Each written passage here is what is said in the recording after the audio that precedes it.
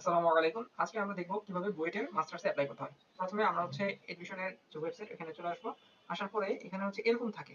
Post graduation admission এরকম থাকে। দেন এখানে আমরা ক্লিক করব। ক্লিক করলে আমাদের কাছে যে এপ্লাই নাও, কমপ্লিট অ্যাপ্লিকেশন, পেমেন্ট অপশন ৩ টা আসবে। তো আমরা এখানে পেমেন্টে ক্লিক করলে পেমেন্টের যে পিডিএফটা সেটা ওপেন হবে। ওখানে দেওয়া থাকবে যে কিভাবে এপ্লাই করতে হবে। প্রথমে আমরা এপ্লাই করি। এখানে অনেকগুলো অপশন আছে, তো আমি মাস্টার্সে করব। মাস্টার্সের আর একটা বিষয় এখানে কিন্তু এমএসসি ডাবল এই এমএসসিটা কি বলতো, দেখা যায় যে আর্টস এন্ড কমার্সের যেমন কেমিক্যাল ইঞ্জিনিয়ারিং অথবা কেমিস্ট্রি অথবা এই ধরনের যে সাবজেক্টগুলো আছে, ম্যাথমেটিক্স বা ফিজিক্স, এই ধরনের সাবজেক্টগুলোর জন্য এই এমএসসিটা মূলত ইউজ হয়। আর এই এমএসসিটা ইঞ্জিনিয়ারিং ক্লাস যেগুলো আছে সেগুলো।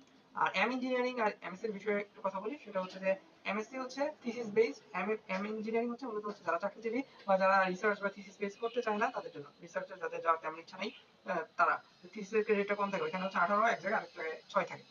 এম ইঞ্জিনিয়ারিং এ কম থাকে, এমএসসি তে বেশি থাকে ক্রেডিটটা। তো যারা ভবিষ্যতে মানে হায়ার স্টাডিজ বা পিএইচডি এই ধরনের করার ইচ্ছা, তাদের ইচ্ছা করলে এমএসসি করতে পারেন বা এম ইঞ্জিনিয়ারিং করে পিএইচডি করা যায়, এই ধরনের কোনো বাধ্যবাধকতা নাই। বাট সাধারণত যারা পিএইচডি ভবিষ্যতে করতে চায় তারা এমএসসি করে। আর চাকরিজীবী যারা আছে তাদের চাপ থাকে অনেক বেশি, সেক্ষেত্রে তাদের জন্য এম ইঞ্জিনিয়ারিংটাই বেটার অপশন। তো আমি মেকানিক্যালে অ্যাপ্লাই করবো, তো আমি মেকানিক্যালের জন্য এটাই চুজ করলাম। তারপর মেকানিক্যালে যাই, মেকানিক্যাল ডেপটপ, মেকানিক্যাল ইঞ্জিনিয়ারিং। দেন আমি আমার ফুল নাম দিব। এখানে ইমেল আইডি দেওয়ার পর সেন্ড পিন দিলে ইমেল আইডিতে একটা পিন কোড যাবে, ওইটা আমাদেরকে এখানে অ্যাপ্লাই করতে হবে। এই যে আমার ইমেইলে পিন চলে গেছে। আমার পিনটা আমি যদি ভেরিফিকেশনের একটা বক্স এখানে আসবে নিচে, অ্যাপ্লিকেশন এখানে অ্যাপ্লাই করলেই হয়ে যাবে রেজিস্টার্ড। রেজিস্ট্রেশন কমপ্লিট হলে এই ধরনের একটা রেজিস্ট্রেশন কমপ্লিট সাকসেসফুলি আসবে, এরকম একটা রেজিস্টারে টিক দেওয়ার পর এখানে এটা আসবে। দেন আমরা কন্টিনিউ অ্যাপ্লিকেশন দিব। আর যদি আমরা কন্টিনিউ অ্যাপ্লিকেশন নাও দিই সমস্যা নেই, আমরা আবার এইখানে যে পোস্ট গ্রাজুয়েশন এডমিশনে যে কমপ্লিট অ্যাপ্লিকেশনে দিব আমরা যেতে পারবো। এখানে তখন আমাদের ইমেইলে কিন্তু চলে গেছে অ্যাপ্লিকেশন সিরিয়াল এবং পেইন। এটা আমরা আমাদের ইমেল চেক করবো। ইমেইলে চেক করলে আমরা এই জিনিসগুলো পেয়ে যাবো। তো আমি এখান থেকে দিতে পারি ওই একই জিনিস। তো আমার আবার এখানে কন্টিনিউ দিলে আমাদের এনওসিটা আমরা ডাউনলোড করতে পারবো। এনওসিটা কাদের লাগবে, যারা জব হোল্ডার তাদের জন্য এনওসি লাগবে। এই যে এটা এনওসির ফরম্যাট বুয়েটের মেকানিক্যালের জন্য। আমি দেখেছি যে অন্য ডিপার্টমেন্টও সেম এনওসির ফরম্যাটটা এরকম। সো এটা আপনাকে ডাউনলোড করে নিতে হবে এনওসি অপশন দিয়ে। দেন আমরা কন্টিনিউ অ্যাপ্লিকেশনে যেতে পারি, অথবা যে আবার বললাম যে এখানে গিয়ে পোস্ট গ্রাজুয়েশনে গিয়ে কমপ্লিট অ্যাপ্লিকেশনে ক্লিক করলেও হবে। তো আমি এখান থেকে কন্টিনিউ অ্যাপ্লিকেশনে যাই। ও আচ্ছা, আমার পেমেন্টটা কমপ্লিট হয় নাই, তো আমাদেরকে এখন পেমেন্ট কমপ্লিট করতে হবে। তো পেমেন্ট কমপ্লিটের প্রসিডিউরটা আমি এখন দেখাবো। আমি বিকাশে পেমেন্ট করব। পেমেন্টের প্রসিডিউরটা কিন্তু এখানে দেওয়া থাকবে, যে এখানে পেমেন্ট অপশনে ক্লিক করলে পিডিএফ ডাউনলোড হবে। তো যাই হোক, আমরা এবার চলে যাই পেমেন্ট করার বিষয়ে। বিকাশে কিভাবে আমরা পেমেন্ট করবো আমি এটা এখানে দেখাই। প্রথমে আমরা বিকাশ অ্যাপটা খুলবো। খোলার পর এই যে এডুকেশন ফি, এটাতে যাব। দেন এরকম একটা পেজ আসবে, সেখানে সার্চ ইনস্টিটিউশন। এখানে আমরা বুয়েট লিখবো। বুয়েট লেখলেই এরকম বুয়েট এডমিশন আসবে। এখানে আমরা ক্লিক করব। দেন আমাদের অ্যাপ্লিকেশন যে আইডি আছে সেটা আমরা দিব। মোবাইল নাম্বার দিব। অ্যাপ্লিকেশন আইডি কোথায় পাবো? অ্যাপ্লিকেশন আইডি আমাদের যে মেইল করা হয়েছে, কিছুক্ষণ আগে যে ফিল আপ করলাম, ফিল আপ করার পরে এরকম একটা মেইল আসবে। সেখান থেকে আমাদের অ্যাপ্লিকেশন সিরিয়াল নাম, যেটা আমাদের অ্যাপ্লিকেশন আইডি হিসেবে ইউজ করা হবে, এইটা যত্ন করে রেখে দিতে হবে। অ্যাপ্লিকেশন সিরিয়াল নাম এবং পিন নাম, এটা ভবিষ্যতে ফিউচারও লাগবে। তো এই বিষয়গুলো এভাবে সংরক্ষণ করে রেখে দেবো। আমরা কোনো একটা ডায়েরিতে কোথাও লিখে রাখবো, মেইল দেখা যায় যে ডিলিট হয়ে যায়। তো এইসব কারণে লিখে রাখা সিকিউর। তো আমার জন্য এখন পেমেন্ট ডান।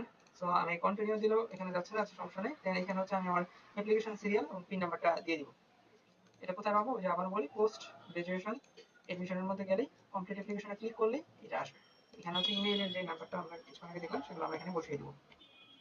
ফিল আপ করার পরও আমি এখানে দেখাচ্ছে যে পেমেন্ট নট কমপ্লিটেড। তো এরকম একটা সমস্যা হতে পারে। এটা আমাদেরকে you may need to wait for 3 to 5 minute, মানে আমাদেরকে 3 থেকে 5 মিনিট ওয়েট করতে হবে।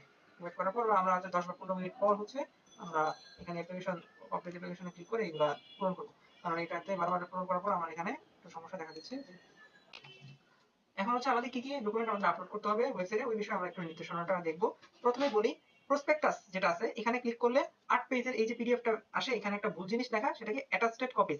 মানে অ্যাটাস্টেড মানে কোনটা, ওটা সরকারি বিসিএস কর্মকর্তার সিল দ্বারা যেটা অ্যাটাস্টেড করতে হবে, ওই কপি চাইছে। এটা অ্যাকচুয়ালি ভুল, এখানে বানানটা ভুল করছে। অ্যাকচুয়ালি যেটা হবে সেটা আমাদের সার্কুলারটা দেখতে হবে, অ্যাডভার্টাইজমেন্টটা গেলে সার্কুলার যেটা আছে 1 পেজের, সেটার মধ্যে আমরা দেখবো যে অ্যাটাচড আছে। মানে আমাদের ফর্ম যে আমরা কিছুক্ষণ পর ফর্ম ফিল আপ করবো, এখানে অ্যাটাচড করতে হবে, নট অ্যাটাস্টেড। তো অ্যাটাচড করবো এই জিনিসগুলো। আরেকটা বিষয় এই বিষয়গুলো নিয়ে বারবার কনফিউজড হয়, এই কারণে বলতেছি এটা কিন্তু কোনো ধরনের বিসিএস কর্মকর্তার কোনো অ্যাপ্লিকেশন করার জন্য কোনো সিল লাগবে না। এমনকি কেউ যদি এখানে কোনোটা আপলোড মিসও যায়, পরবর্তীতে যখন ভাইবা ডাকা হয় অথবা ভাইবার পরেও মেইন যে নামে লিস্ট অফ পাবলিশার ওখানে লেখা থাকে যে মিসিং ফাইল। আমি একটা উদাহরণ দিয়ে দেখাই। এই যে দেখতে পাচ্ছেন এটা হচ্ছে selected applicants for written examination একটা ডিপার্টমেন্টের, এখানে দিয়ে দিছে যে মিসিং ফাইল, এগুলো হচ্ছে মিসিং ফাইল। তো মিসিং ফাইল যদি মিসিংও হয় মানে আপলোড করতে যে আপলোড নাও হয় কোনো সমস্যা হয় না। আপনি যে টাকাটা পেমেন্ট করছেন ওইটাই হচ্ছে মেইন জিনিস। তো আমরা হচ্ছে এই ফাইলগুলো আপলোড করব। এখানে হচ্ছে অল পাবলিক এক্সামস এর সার্টিফিকেট, সার্টিফিকেট হচ্ছে এসএসসি, এইচএসসি এবং আপনার যে ইউনিভার্সিটির যে সার্টিফিকেট ওইটা অরিজিনাল সার্টিফিকেট না থাকে প্রফেশনাল সার্টিফিকেট ইউজ করবেন। 2 নাম্বার হচ্ছে ট্রান্সক্রিপ্ট, গ্রেডশিট অথবা মার্কশিট। এখানে এসএসসি এবং এইচএসসি তে হচ্ছে আমাদের মার্কশিট থাকে, মানে একাডেমিক ট্রান্সক্রিপ্ট যেটা বলে, মার্কশিট না sorry transcript, SSC transcript, HSC transcript, then আমাদের ইউনিভার্সিটির মানে পাস করার পরে আমাদের যে ট্রান্সক্রিপ্ট থাকে কোনো ইউনিভার্সিটির 5 পেজের থাকে, মানে 3 পেজের বা 5 পেজের, ওইটা সাবমিট করতে হবে। গ্রাজুয়েশন কমপ্লিটের পর যে ট্রান্সক্রিপ্টটা দেয় একাডেমিক ট্রান্সক্রিপ্ট সেই জিনিসটা। এই তিনটা জিনিস হচ্ছে এসএসসি, এইচএসসি এবং ইউনিভার্সিটির তিনটা অ্যাটাচড করে, অ্যাটাচড মানে হচ্ছে পিডিএফ বানায়, নট অ্যাটাচড, আমি বোঝাচ্ছি না, মানে হচ্ছে এখানে সংযুক্তি করতে হবে করে পিডিএফ বানাইতে হবে কেমিস্ট্রি। দেন হচ্ছে আপনার হয় টেস্টিমোনিয়াল নয় ক্যারেক্টার সার্টিফিকেট ইউনিভার্সিটির যে টেস্টিমোনিয়াল অথবা হচ্ছে ক্যারেক্টার সার্টিফিকেটের পিডিএফটা আপলোড করতে হবে। আর লেটার অফ কনসেন্ট বা এলওসি, ওই যে প্রথমে আমি দেখিয়েছিলাম মাঝখানে অ্যাপ্লিকেশন রেজিস্ট্রেশন করার পরে একটা এলওসির একটা অ্যাপ্লিকেশন আসছিল, সেই অ্যাপ্লিকেশনটা, এই যে অ্যাপ্লিকেশনটা লেটার অফ কনসেন্ট, এটা হচ্ছে এলওসি। এটা হচ্ছে আপনার যদি আপনি জব হোল্ডার হন তাহলে, আর আপনি যদি বেকার থাকেন তাহলে এই এলওসির কোনো প্রয়োজন নেই।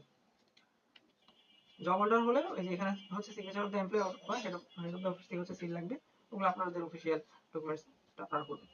এখন কথা বলবো হচ্ছে পিডিএফ এর সাইজ নিয়ে। পিডিএফ এর সাইজগুলো আপনারা অবশ্যই 2 MB এর নিচে রাখার চেষ্টা করবেন, যত পারা যায় কম রাখার চেষ্টা করবেন, তাহলে হচ্ছে আপলোড করতে সুবিধা হবে। অনেক সময় 2 MB এর বেশি থাকলে আপলোড করা যায় না। তো প্রথমে হচ্ছে আমরা পিডিএফ এর সাইজটা কমানোর জন্য হচ্ছে যে কোনো ওয়েবসাইট আমরা ইউজ করতে পারি, যেমন ilovepdf.com আমরা ইউজ করতে পারি। এখানে যাওয়ার পর এই যে কম্প্রেস পিডিএফ দিয়ে আপনার পিডিএফটা আপনি আপলোড করবেন। এখন আপনার পিডিএফটাতে ফাইল সাইজ ঠিক আছে কিনা, যেমন একটা চেক দেই এখানে, এই যে সাইজ হচ্ছে এটা ঠিক আছে, এত কিলোবাইট, কোনো সমস্যা নেই। এটা এই যে ট্রান্সক্রিপ্টের অনেকগুলো পেজ থাকার কারণে ট্রান্সক্রিপ্ট হয়ে গেছে 2.2 MB এর বেশি হয়ে গেছে, আমরা হচ্ছে এটাকে 1 MB বানাবো। এর জন্য হচ্ছে আমরা এই যে ilovepdf এর গেলাম প্রথমে কম্প্রেস পিডিএফ, এরপর আপনি আপনার পিডিএফটা আপলোড করবেন। আপলোড করার পর এখানে যে কম্প্রেস পিডিএফ, এখানে কম্প্রেস দিয়ে দিলাম, কম্প্রেস পিডিএফ, এই যে কম্প্রেস হচ্ছে এখানে 2 MB হয়ে গেছে 1 MB। তো দেন এই যে ডাউনলোড অপশন এসে পড়ছে। এভাবে পিডিএফটা হচ্ছে সাইজ কমাবেন। এখন আমরা হচ্ছে অ্যাপ্লাই করা শুরু করে দিই। আমার সমস্যা হয়েছিল তখন অ্যাপ্লাই করতে পারতেছিলাম না, কমপ্লিট অ্যাপ্লিকেশনে দিলাম। এখন আমি আমার সিরিয়াল নাম্বার এন্টার করব, যেটা আমাদের ইমেইলে আমাদের ছিল, কন্টিনিউ অ্যাপ্লিকেশন দিব। এই যে আমাদের এসে পড়ছে আমাদের ফর্মটা। এখন এখানে একটা কথা বলি, সেটা হচ্ছে যে আপনাকে খুব দ্রুত সময়ে অ্যাপ্লিকেশনটা এই ফর্মটা ফিল আপ করতে হবে, টাইম আউট হয়ে যাবে, বেশি দেরি করলে টাইম আউট হয়ে যায়। এই কারণে হচ্ছে আপনারা কি করবেন, এগুলো হচ্ছে এক জায়গায় হচ্ছে লিখে রাখবেন। ফাদার্স নেম মাদার্স নেম হচ্ছে আপনি এক জায়গায় কোনো এক জায়গায় সেভ করে রাখলেন, তাহলে হচ্ছে আপনার কপি করে বসাই দিয়ে তাড়াতাড়ি কাজটা সারা যাবে। নাহলে বারবার টাইম আউট হয়ে যাবে, আপনি যখনই সাবমিট করবেন টাইম আউট হবে। সবকিছু পূরণ হইলে সেভ অপশনে দিবেন। তো এখানে কিছু প্রবলেম আছে, এগুলো আমি একটু কথা বলি। ফাদার নাম মাদার নেম নিয়ে কোনো সমস্যা নেই। প্রেজেন্ট অ্যাড্রেস দিয়ে দিবেন, প্রেজেন্ট অ্যাড্রেস, পার্মানেন্ট অ্যাড্রেস দিয়ে দিবেন, মোবাইল নাম্বার, ইমেল নাম্বার দিবেন, তারপর ডেট অফ বার্থ। আর এখানে হচ্ছে ছবি দিবেন, ছবির এখানে সাইজটাও দেওয়া আছে। যদি ছবির ফরম্যাটে কোনো প্রবলেম হয় আপনি সাইজ করে নেবেন, ওইরকম ওয়েবসাইট আছে, আমি দেখাবো। প্রথমে আমরা দেখবো হচ্ছে যে কত সাইজ চেয়েছে। 120 পিক্সেল ওয়াইড, আর হাইট চেয়েছে 150 পিক্সেল, আর ম্যাক্সিমাম সাইজ 50। তো আমরা হচ্ছে ওয়েবসাইট ইউজ করবো যেটা, সেটা হচ্ছে imageresizer.com। এখানে প্রথমে আমরা আমাদের ছবিটা আপলোড করব। এখন আমাদের যে পাসপোর্ট সাইজের যে ছবিটা আছে, ধরেন আপনি মোবাইল দিয়ে ওইটা পাসপোর্ট সাইজের যে ছবিটা আপনার কাছে আছে তুলে এখানে আপলোড করে দিলেই হবে। উদাহরণস্বরূপ একটা আমি এখানে ছবি আপলোড করেছি। তো এখানে প্রথমে এই যে লক থাকে, এক্সপেক্ট রেশিওটা লক থাকে, এই লকটা ক্লিক দিয়ে মুছতে হবে আগে। তারপর হচ্ছে এখানে আমাদের উইথ কত চাইছে, উইথ চাইছে হচ্ছে 120 পিক্সেল, এই যে এখানে পিক্সেল আছে একক ইউনিট, 120 পিক্সেল। হাইট চাইছে, হাইট চাইছে দিলাম 45, অরিজিনাল ঠিক আছে। দেন এখানে আমি যদি এখন রিসাইজে দিয়ে দিই, এই যে আউটপুট হয়ে গেছে কিন্তু। এখন ডাউনলোড দিলেই ডাউনলোড হয়ে যাবে। এই যে আমাদের ছবিটা, এটা বুয়েটের যে সাইজটা দরকার সেই সাইজের ছবি আমরা পেয়ে গেছি। এখন হচ্ছে আমরা দেখি যে ওয়েদার প্রেজেন্টলি এমপ্লয়েড, আপনি কি এমপ্লয়ি, মানে আপনি কি চাকরিজীবী? যদি আপনি চাকরিজীবী হন তাহলে হচ্ছে ইয়েস দিতে হবে। এখন ফুল টাইম নাকি পার্ট টাইম চাকরিজীবী, সেখানে আপনি আপনারটা দিবেন। এই চাকরিজীবীদের ক্ষেত্রে হচ্ছে আপনাদেরকে এই যে এখানে এনওসি আপলোড ফাইলের ক্ষেত্রে এনওসিটা আপলোড করতে হবে। এনওসি ফরম্যাটটা আমি দেখিয়েছিলাম, ওইটা এখানে আপলোড করতে হবে যদি আপনি চাকরিজীবী হন। আর বেকার হইলে তো এখানে নো হবে, এগুলো আর ফিল আপ করা লাগবে না। বেকার হইলে যেটা ফুল টাইম আপনি নেবেন, ফুল টাইমটা দিবেন। আর চাকরিজীবী হলে মানুষজন পার্ট টাইম নেয়, স্টুডেন্টশিপটা যে পার্ট টাইম আপনি করতে চান সেটা নেবেন। এটা গেল। তারপর হচ্ছে আমরা আসবো হচ্ছে এডুকেশনাল ইনফরমেশন। এখানে অনেকেরই প্রবলেম হয়, তো এইখানে হচ্ছে আপনি এসএসসি, প্রথমটা হচ্ছে এসএসসি, এসএসসি লিখবেন। তারপর ইয়ার অফ পাসিং, আপনি যদি এসএসসি পাস করেন 2017 তে এক্সাম দেন তাহলে 17। এখন একটা প্রবলেম হয়, সেই প্রবলেমটা হচ্ছে কি, ধরেন আপনি এসএসসি পাস করেছেন হচ্ছে, পরীক্ষা দিয়েছেন কবে, যে বছর পরীক্ষা দিয়েছেন সেই বছরই পাস করছেন 2017 তে। এইখানে ডিউরেশনটা তাহলে কি দিব, যদি আপনি 17 তে এসএসসি এক্সাম দেন তাহলে ডিউরেশনটা হচ্ছে আপনার যে বছর 9 এ এবং 10 এ আপনি পড়ছেন সেই বছর যেটা হবে। 9 এ আপনি ছিলেন কবে, তাহলে 2015 তে আপনি 9 এ ছিলেন, 2016 তে আপনি 10 এ ছিলেন। এই দুটি হবে হচ্ছে ডিউরেশন। আর জিপিএ অফ পার্সেন্টেজ, আপনি কত জিপিএ পেয়েছেন এইটা এখানে লিখবেন। আপনি যদি জিপিএ 4.50 পান তাহলে 4.50 লিখবেন, আর যদি জিপিএ 5 পান তাহলে জিপিএ 5। আর জিপিএ স্কেল কত ছিল আপনার, যে জিপিএ স্কেলটা, এটাকে জিপিএ 5 এ আমাদের কাউন্ট হয় এসএসসি, তো আমাদের এখানে এটা হবে জিপিএ 5, জিপিএ 50। আর এসএসসি ধরেন আপনি পেয়েছেন জিপিএ 5 কেন।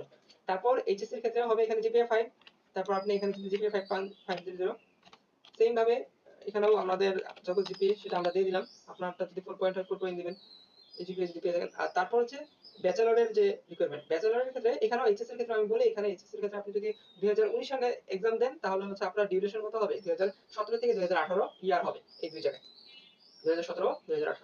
তারপর হচ্ছে আপনার কি চাইছে ব্যাচেলর ডিগ্রি সম্পর্কে, ব্যাচেলর ডিগ্রি। আর এখানে আবার একটা জিনিস খেয়াল রাখেন, এখানে হচ্ছে ফুল নেম অফ ইনস্টিটিউশন দিবেন, তারপর হচ্ছে বোর্ড। আপনি ধরেন ঢাকা পড়ালেখা করছেন বিকারুন্নাসা থেকে, বিকারুন্নাসা দিলেন ঢাকা বোর্ড। তারপর পড়ালেখা করছেন ধরেন হলিক্রসে, তাহলে দিলেন হলিক্রস ঢাকা বোর্ড বা নটরডেম ঢাকা বোর্ড, যেটা আপনি ছেলেবেলা করবেন। তারপর হচ্ছে এখানে ইউনিভার্সিটির ক্ষেত্রে ইউনিভার্সিটির নাম দিবেন। তো এইখানে আরেকটা ঝামেলা স্টুডেন্টরা ফেস করে, এখানে কিন্তু আপনার সিজিপিএটা 4.00 হবে, স্কেলে আমাদের কাউন্টে 4.00। এখন আপনি সিজিপিএ কত পেয়েছেন, যদি আপনার সিজিপিএ 3.80 হয় 80 দিবেন, যা পেয়েছেন তাই দিবেন। এখন এই জায়গাটাতে অনেকেরই প্রবলেম হয় যে ডিউরেশনটা আমরা কি দিব। পাসিং ইয়ার হচ্ছে ধরেন আপনি ভর্তি হইছেন, ভর্তি হইছেন হচ্ছে 2019 সালে, আপনার 2019 সালের হচ্ছে সেশন। তো সেইখান থেকে হচ্ছে আপনি গণনা করবেন 2019, 2020, 2021, 2022, এই চারটা হচ্ছে আপনার ডিউরেশন হবে। ধরেন আপনি 2019 সালে ভর্তি হয়েছেন, তো আপনার ডিউরেশনটা 2019 থেকে 4 বছর যাবে। ডিউরেশন হবে, আপনি যদি পাস করেন 2024-এ, অনেক সময় অনেক ইউনিভার্সিটিতে অনেক লেট হয় সেশন জট বা অন্য অনেক কারণে, বা অনেকের কেরি লক থাকে, ব্যাকলগ থাকে, তো এই কারণে পাস করতে দেরি হয়। পাশের ইয়ারটা আপনি ওইটাই দিবেন যে বছর আপনি পাস করছেন। ধরেন আপনি 2024-এ পাস করছেন তাহলে 2024 দিবেন, 23-এ পাস করলে আপনি 2023-এ দিবেন। এটা আপনার পাসিং ইয়ার, যে বছর আপনি ফাইনাল পরীক্ষা দিয়ে পাস করেছেন। মেইনলি হচ্ছে সার্টিফিকেটটা যে বছর পেয়েছেন। পাস যদি করেন 2023-এ, কিন্তু সার্টিফিকেট পেয়েছেন 2024-এ, সার্টিফিকেটটার মধ্যে টেস্টিমোনিয়ালের মধ্যে সাধারণত লেখা থাকে যে আপনি এত বছর মানে এই মাসে এই বছরে পাস করছেন, যেটা লেখা আছে আপনার টেস্টিমোনিয়ালে অথবা ক্যারেক্টার সার্টিফিকেটে বা আপনার একাডেমিক যে ট্রান্সক্রিপ্ট অথবা সার্টিফিকেটের মধ্যেও লেখা থাকে আপনি কবে কোন দিন পাস করছেন, কোন ইয়ারে পাস করছেন, সেটা হবে এই জায়গায়। তো এটা আমি ফিল আপ করলাম এইভাবে গেল। এবার আসে হচ্ছে আমাদের additional information of under graduate degree. এখানে হচ্ছে আমরা আপনাদের যেটা ইউনিভার্সিটি থাকবে সেটা আপনি দিবেন। তারপর ক্রেডিট আওয়ার, ক্রেডিট আওয়ার আপনি আপনার জীবদ্দশায় কত ক্রেডিট সম্পন্ন করছেন। কোনো ইউনিভার্সিটিতে, যেমন আমাদের ইঞ্জিনিয়ারিং ইউনিভার্সিটিতে আছে, ওটাতে মেকানিক্যাল হচ্ছে 156.36 সামথিং ক্রেডিট, ফুল ক্রেডিট 156 ক্রেডিট বলা যায়। তো এরকম এক এক ইউনিভার্সিটিতে এক এক ক্রেডিট থাকে, 150 ক্রেডিট থেকে কোথাও, তো সেটা আপনি দিবেন আপনার ফুল কোর্সে আপনি কত ক্রেডিট সম্পন্ন করছেন। তারপর হচ্ছে মেজর ফিল্ড এবং মেজর ফিল্ড এব্রিভিয়েশন, এইটা নিয়ে অনেক খুব কনফিউশন থাকে। এগুলো নিয়ে এত কনফিউশনের কিছু নেই, আপনি যদি একটু ভুলও করেন তাতেও আপনার কোনো প্রবলেম হবে না। আমরা হচ্ছে ধরেন আপনি যদি মেকানিক্যালে থাকেন, এখানে হচ্ছে মেকানিক্যাল ইঞ্জিনিয়ারিং লিখবেন, সিভিল থেকে সিভিল ইঞ্জিনিয়ারিং লিখবেন। এইখানে হচ্ছে বিএসসি মেজর ফিল্ড এব্রিভিয়েশনে বিএসসি দিতে পারেন। ম্যাথমেটিক্স থাকলে অনেকে ম্যাথমেটিক্স ডিগ্রিটাকে উল্লেখ করতে হয় যে আপনার ডিগ্রিটা কি। এটা এগুলো নিয়ে কোনো প্রবলেম নেই। অনেকে এখানে দেখা যায় যে এমই লেখে, এখানে লেখে এব্রিভিয়েশন ফুল ফর্মটা লেখে মেকানিক্যাল ইঞ্জিনিয়ারিং। এটা আপনাদের উপর ডিপেন্ডেন্ট, এটা নিয়ে এগুলো নিয়ে কোনো ঝামেলা কিছু নেই। আমি আমার জায়গায় হচ্ছে এখানে লিখবো মেকানিক্যাল ইঞ্জিনিয়ারিং, এখানে আমি লিখবো হচ্ছে বিএসসি, এটাই সাধারণত মানুষজন লেখে।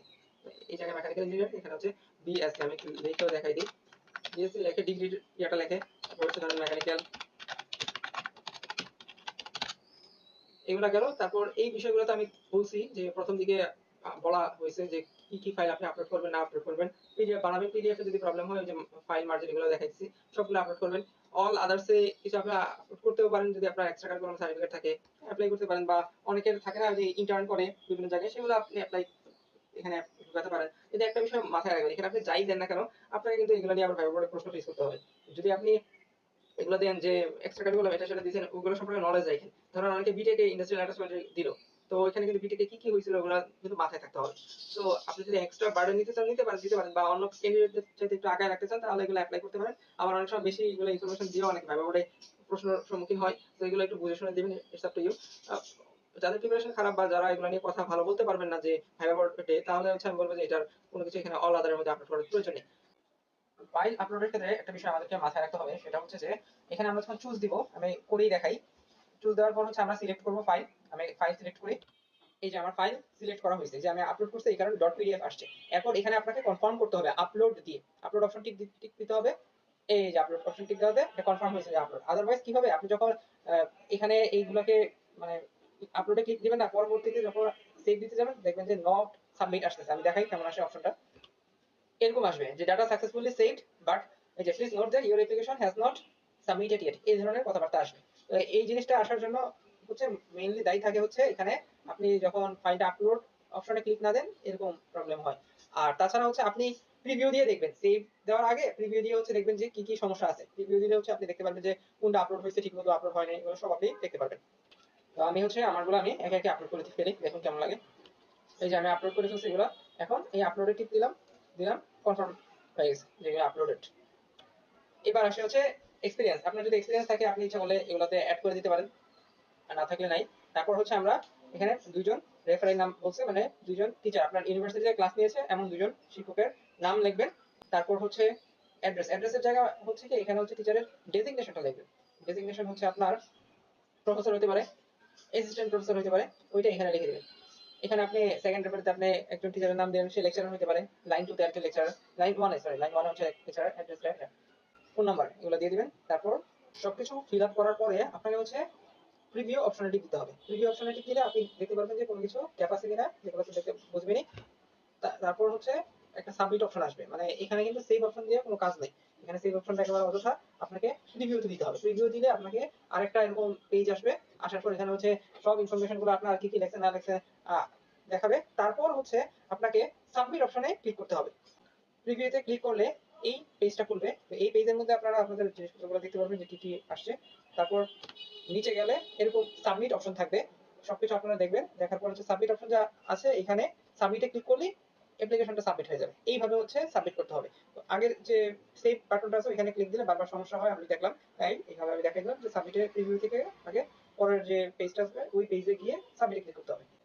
Submitted application receive successfully, then thank you, এরকম করে আপনার এডমিট কার্ড। এখন হচ্ছে আপনার এডমিট কার্ডটা আপনি ডাউনলোড করবেন। ডাউনলোড সাবমিশন অ্যাপ্লিকেশন যে পিডিএফটা আছে এটাই আপনার এডমিট কার্ড। এটা ডিরেক্ট এখানে ক্লিক করলে ডাউনলোড হয়ে যাবে, ওইটাই আপনার এডমিট কার্ড হিসেবে ইউজ হবে। ওইখানে আপনি দেখবেন যে 18টা পেজ বা 15টা পেজ আছে, মানে এডমিট কার্ডের সাথে আরো মানে অনেক কিছু যুক্ত হয়ে গেছে। আপনার এসএসসি এইচএসসি সার্টিফিকেট ওগুলো কোনো লাগবে না। এখানে এডমিটের যে প্রথম যে 3 পেজ সেটা হচ্ছে মূলত লাগবে। এটা হচ্ছে বুয়েটের মাস্টার্সের এডমিট কার্ড। এটি অ্যাপ্লিকেশন ফর্ম যেটা আপনি ডাউনলোড করবেন ওই যে ক্লিক করে, আগে যে দেখাইলাম মাত্র। এখানে ক্লিক করলেই আপনার এই ফর্মটা আসবে। তো এটা হচ্ছে 18 বা 15 পেজের থাকবে। আপনাকে প্রথম 3 পেজ নিতে হবে। আমি আপনাকে দেখাই প্রথম 3 পেজ। এই যে আপনি দেখতে পাচ্ছেন যে এখানে আমি ফুল টাইমে অ্যাপ্লাই করা একটা দেখাচ্ছি, এবং এই যে এই পর্যন্ত, ঠিক আছে। প্রথম 3 পেজ অ্যাপ্লিকেশন আন্ডারটেকিং, এতটুকু পর্যন্ত যে পেজটা পিডিএফ এর, এই 3 পেজ হচ্ছে আপনাকে প্রিন্ট করে ভর্তি পরীক্ষার সময় রিটেন এক্সামের সময় নিয়ে যেতে হবে। এই ডেমোটা আপনারা দেখে নিতে পারেন যখন আপনি অ্যাপ্লিকেশন ফিল আপ করবেন। ডেমোটা দেখে নিন বা একটা স্ক্রিনশট রেখে দিলেন, এটা দেখে মানে ফিল আপ করলেন আর কি। একটু জুম করে দেখাইলাম, এগুলো নিয়ে অনেকের সমস্যা হয়। এখন হচ্ছে অ্যাপ্লিকেশন ডেডলাইন শেষ হয়ে যাওয়ার পর আপনাদের হচ্ছে স্ব ডিপার্টমেন্টের, ধরেন আপনি হচ্ছে কেমিক্যাল ইঞ্জিনিয়ারিং হইলে বা কেমিক্যাল ইঞ্জিনিয়ারিং রিলেটেড সাবজেক্ট যেমন কেমিস্ট্রি বা আরো যে সাবজেক্টগুলোতে আছে ওগুলার রিটেন এক্সামের বসার জন্য কারা কারা এলিজিবল সেই লিস্টগুলো হচ্ছে এইরকম লিঙ্কের অপশন থাকবে, ক্লিক করলেই পাবেন। এখানে এখনো অপশনগুলো আসে নাই। এখানে যে ত্রিপুরিতে অপশন দিয়ে দিছে, এই ধরনের অপশন এখানে থাকবে। তো এখানে ক্লিক দিলেই আপনি দেখতে পারবেন যে আপনার নামের লিস্ট পিডিএফ পাবেন, যে নামের লিস্ট আদৌ আছে কিনা এলিজিবল লিস্টের মধ্যে, মানে রিটেন এক্সামে বসার জন্য। এটা কবে দেওয়া হবে, এটা হচ্ছে ডেডলাইন, এই যে অ্যাপ্লিকেশন ফর্ম ফিল আপের ডেডলাইনের 1 সপ্তাহের মধ্যেই এটা সাধারণত দেওয়া হয়। এই লিস্টটা আর কি পাবলিশ করা হয় আর কি ওয়েবসাইটে, যে পোস্ট গ্রাজুয়েশন এডমিশনের যে ওয়েবসাইট আছে এখানে। বুয়েট মাস্টার্স নিয়ে অনেকের কিছু কোশ্চেন থাকে, সেগুলো কিছু উত্তর। তো অনেকেই কোশ্চেন করেন যে ভাই অনার্সের সার্টিফিকেট পাইনি, এখন কি এপিআর হিসেবে অ্যাপ্লাই করা যাবে কিনা। যদি আপনার রেজাল্ট পাবলিশ হয়ে থাকে, ধরেন আপনি রেজাল্ট পাবলিশ হয়েছে, এখন আপনি একাডেমিক ট্রান্সক্রিপ্ট বা প্রফেশনাল ট্রান্সক্রিপ্ট তুলেননি, তখন হচ্ছে আপনি অ্যাপ্লাই করতে পারেন, কোনো সমস্যা নাই, অ্যাপ্লাই করে দিতে পারেন। আপনার অ্যাপ্লাই অপশনে গিয়ে এসএসসি এইচএসসি সার্টিফিকেট তো আছে, বিএসসি সার্টিফিকেটের টেস্টিমোনিয়াল বা কোনো একটা সার্টিফিকেট দিয়ে, বাকি যদি একাডেমিক ট্রান্সক্রিপ্ট বা প্রফেশনাল সার্টিফিকেট তোলা না হয়ে থাকে অ্যাপ্লাই করে দিতে পারেন। পরবর্তীতে যদিও দেখাবে মিসিং ফাইল রিটেন এক্সামে টিকার পরে, তো এটা সমস্যা নেই, আপনি হচ্ছে ভাইবা বোর্ডে নিয়ে যাবেন এবং ভর্তির সময় আপনাকে মাস্ট কিন্তু এই জিনিসগুলো সাবমিট করতে হবে, অন্যথায় ভর্তি কিন্তু বাতিল হবে। এই ধরনের একটা ঘটনা আমি শুনেছি, যেটা ঢাকা ইউনিভার্সিটির আইবিতে হয়েছিল, যে সঠিক সময়ে সার্টিফিকেট না তোলায় আইবিতে টিকার পরেও ওই যে সার্টিফিকেট দেখাতে পারেনি, তাদের রেজাল্ট ভর্তি বাতিল হয়ে গেছে। এই বিষয়গুলো একটু খেয়াল রাখবেন। বুয়েটে মাস্টার্সের খরচ কেমন, এটা এখানে অনেক কম, 6 থেকে 7 হাজার টাকার মতো লাগে, খুবই কম। মানে বলা যায় যে বাংলাদেশের অন্যতম কম টাকা লাগে মাস্টার্সে, এটা হচ্ছে বুয়েটে। এমএসসি করতে 1.5 বছরের কোর্স, কিন্তু অ্যাকচুয়ালি কি এমএসসি করতে আরো সময় লাগে। 1.5 বছরের কোর্স হইলেও আপনার ধরে নেবেন যে 2 বছর, আপনি যদি থিসিসটা শেষ করতে পারেন ঠিক সময়, তাহলে হচ্ছে আপনি 2 বছরের মধ্যেই বা 2.5 বছর যেতে পারে। কারো কারো ক্ষেত্রে আমি এমনও দেখেছি যে 1.5 বছরের কোর্স চলে যায় 3 বছর, 2.5 থেকে 3 বছরও যায়। তার কারণটা থিসিসটা সঠিক সময়ে কমপ্লিট করতে পারে না। এই কারণে অনেকে কি করে, এমএসসি না করে হচ্ছে ইঞ্জিনিয়ারিং করে, তাহলে দ্রুত শেষ হয়ে যায়। থিসিস থাকে না কিছু, দ্রুত মানে 18 ক্রেডিটের যে থিসিস, এত লম্বা থিসিস করার তাদের লাগে না। এই কারণে বইটা দেখবেন যে অনেকে ইঞ্জিনিয়ারিং করে মাস্টার্সটা এমএসসি না করে, টাইম বাঁচানোর জন্য। আবার অনেকে জবেরও বিষয় আছে, অনেকে আবার ইন্টারেস্টেড না রিসার্চ ফিল্ডে, এটা আরেকটা রিজন। আর টিএ বা ফেলোশিপ সম্পর্কে যারা জানতে চান, এখানে হচ্ছে প্রতি সেমিস্টারে সার্কুলারের মাধ্যমে কিছু সংখ্যক টিএ নিয়োগ দেওয়া হয়, যাদের বেতন 25,000 টাকা থাকে, অ্যাকচুয়ালি 22 থেকে 25,000 টাকা এরকম স্যালারি থাকে। বিশ্ববিদ্যালয় হতে পিজি ফেলোশিপ দেওয়া হয় এমএসসি স্টুডেন্টদের প্রতি মাসে 3,000 টাকা, সর্বোচ্চ 18 মাস, এবং পিএইচডি স্টুডেন্টদের ক্ষেত্রে 45,000 টাকা, সর্বোচ্চ 36 মাস প্রদান করে থাকে। হলে সিট নেওয়ার বিষয়টা, হলে অ্যাকচুয়ালি এখানে সিট পাওয়াটা একটু টাফ।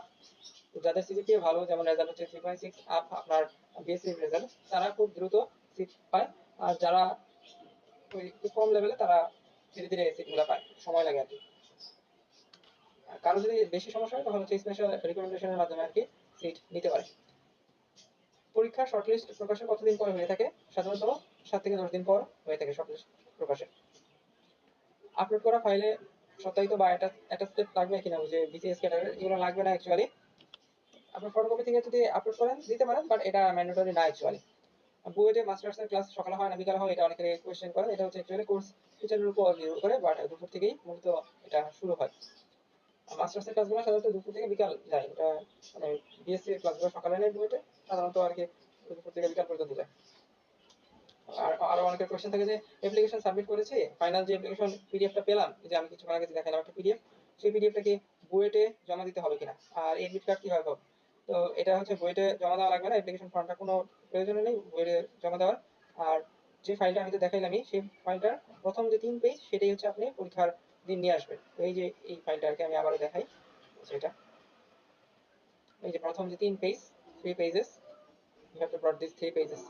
তো এইটাই আর কি। এবং ভাইবার সময় কিন্তু এই 3টে নিয়ে যেতে হবে। আর ভাইবার সময় কিন্তু অবশ্যই আপনাকে আপনার যে সার্টিফিকেটগুলো, এখানে যে সার্টিফিকেটগুলো আপনি আপলোড করেছেন, সেগুলোর হার্ড কপি মাস্ট নিয়ে যেতে হবে, যেগুলো আপনি আপলোড করেছেন। আর সাথে আপনি ফটোকপিও এক কপি রাখতে পারেন, এটা it's up to you, but এগুলো মাস্ট কিন্তু থাকতে হবে।